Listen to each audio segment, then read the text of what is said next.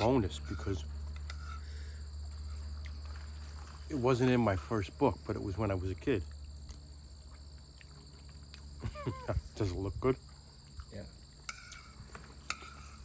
It's not on, right? Oh, Are you filming me? might be. Okay. Then I'm going to tell the story. All right. So, when we were like, when I was like 16, I suddenly got really big because I had been like this puny kind of kid before, but I lifted weights and boxed and all this stuff, you know, and I was kind of muscular. So, me and Skinny and everybody were playing stickball, I think it was, on the street. And this guy, Gentili, was kind of a dick. He thought he was like the Godfather or something, right? He had a pinky ring, had that Vitalis in his hair. It was real crunchy. He always chewed Dentine, all right? And he tried to, he thought he had a big Cadillac. And he had an ostentatious house. That was the other funny thing. He had an ostentatious house in this row of like unostentatious houses. So he saw me playing stickball, and he said, "Oh," he figured in his head, "I can use this guy." So he got me. What he did was he got me to converted stores into Fabco shoe stores. And this was in Hoboken, and this where we were playing stickball is on Floral Street in Roselle. So he goes, "Hey, how'd you like a job?" He was like one of those guys. "Hey, how'd you like a job, eh?" Like that. And I said, "Yeah, what's going on?" He said, "Come with me. We're gonna convert this store. It just got sold into a Fabco shoe store." So it was all cool. I was like, yeah. But then I wound up, this is July, mind you, and it's hot as fucking hell, okay?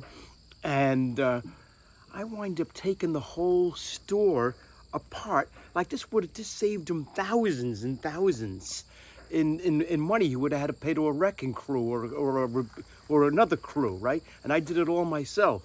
And it was only, we didn't even have a fan. It was like 120 degrees in there. So I did it. I didn't know at the time he was taking advantage, big time, because he was Tony Gentili, you know what I mean? And so near the end, so I saved him like thousands. At the summer, I sweated, and he says, "Hey, don't worry. When the store opens, I'll give you a part-time job after school." So I said, "Okay."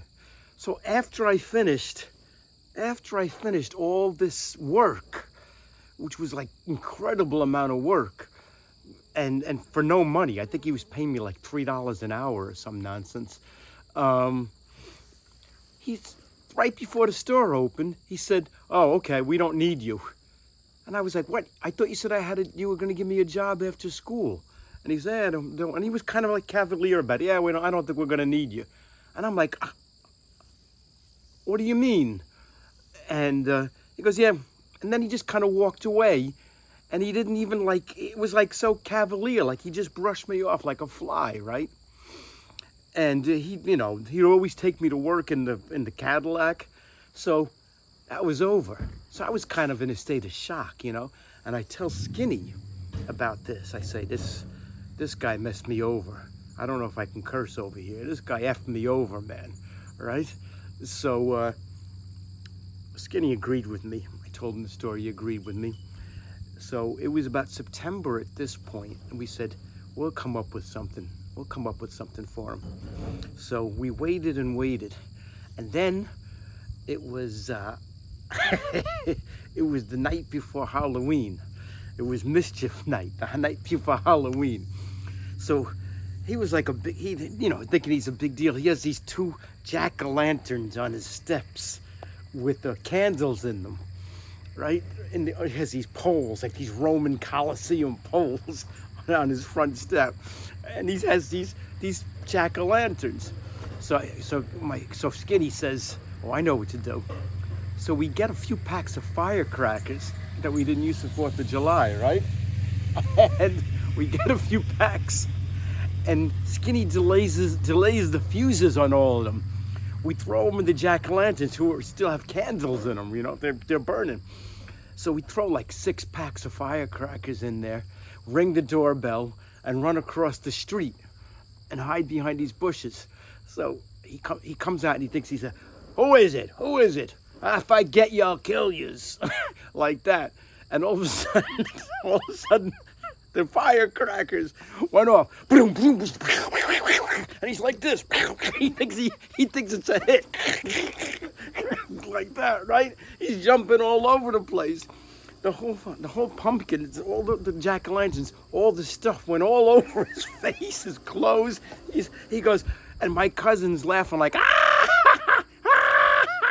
And this is across the street at night. He can't see a thing. He goes, if I get this, he has pumpkin stuff all over his face and his glasses, everything, right? And one more thing lights up like that. And he goes, he finally goes in. And me and my cousin were just dying. It was the ultimate humiliation for the guy because he couldn't even see us. It was pitch dark at night. So that was a good Tony Gentile story right there.